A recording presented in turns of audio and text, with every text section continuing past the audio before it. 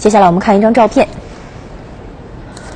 排队去图书馆啊，这张照片呢拍摄于南京财经大学，标题就是南京大学生排队上图书馆，场面如春运。那这样的场景为什么会在南京上演呢？我现在所在的位置呢，就是南京财经大学的图书馆前。一到冬天啊，这里的座位会变得非常的紧张，很多学生更是起个大早就来占座位了。宿舍太冷了，其他地方没什么自习的机会，然后普通教室的话太冷了，然后那边教室开放的比较少。南京财经大学只有部分研究生宿舍有空调，本科生宿舍都没有空调，再加上只有部分教室有空调，所以图书馆成了学生们冬天复习的最佳选择。但是随之而来的排队问题，让很多学生觉得无可奈何。其实你如果要是在那个地方等的话，要早上5、6点钟就得起来，然后站在那儿也是很冷的，就为了一天的暖和，就只能那样了。起得早排到座位了还好，如果去迟了，就只能在图书馆里站着看书了。图书包去图书馆，然后还没有座位，站着吧。站着？对，因为图书馆座位有限嘛，然后没办法，然后就只能有可能就站在里面吧。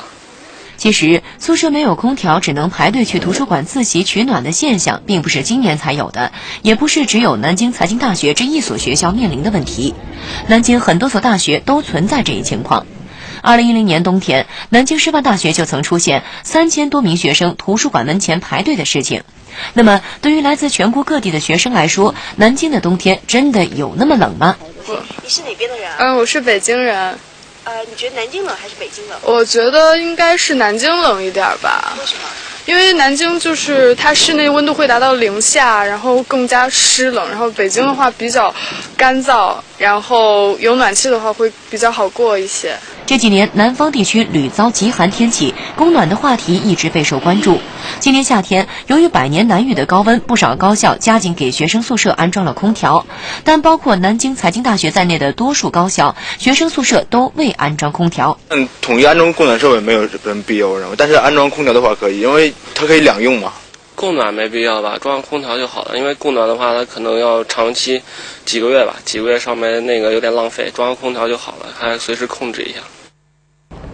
大学生宿舍要不要装空调，已经争论很多年了，所以像这样的场面也适宜再出现啊。今年7月的时候，有媒体进行了调查，南京49所高校只有13所安装了空调，也是在7月份的一个统计当中，95%的大学生希望能够装空调。我们来听一听这个话题，今天的评论员朱强老师有什么样的看法？朱老师，你看到了南京，到了冬天的图书馆，实际上它成为一个学生的无奈的选择，因为它除了看书学习、交友、恋爱之外，还增加了一个时令的功能，那就是御寒取暖。也许有人说寒窗苦读嘛，莘莘学子这么点苦都受不了，那还读什么书，做什么大事儿？好像只有吃尽苦中苦，方为人上人。但是这样的一个陈词滥调，在今天这样的社会昌达、时代进步的背景之下，似乎不能够说服所有的人。所以呢，在今天我倒是有这样一个小小的建议：我们的学校如果行有余力，是不是能够切实的从关心学生的角度，扎扎实实的把装空调纳入到行事日程当中来？因为我们以往有这样一个口号，叫一切为了学生，为了学生的一切。但是我想，这样一个理念绝对不能简简单单只成为写在墙上的一个口号。真正的关心孩子、关心学生，可能是我们一切工作的出发点。我们试想一下，即使一个孩子在寒冷的南京的冬天没有冻坏了脑子，但是如果回去的时候，一双手10个指头伸出来像胡萝卜一样，一双脚伸出来像熊掌一样，我想所有做父母的都会心疼。所以在今天，我真的想请所有的校长好好的想一想，我们是不能做，还是不愿意去做呢？好，杰米。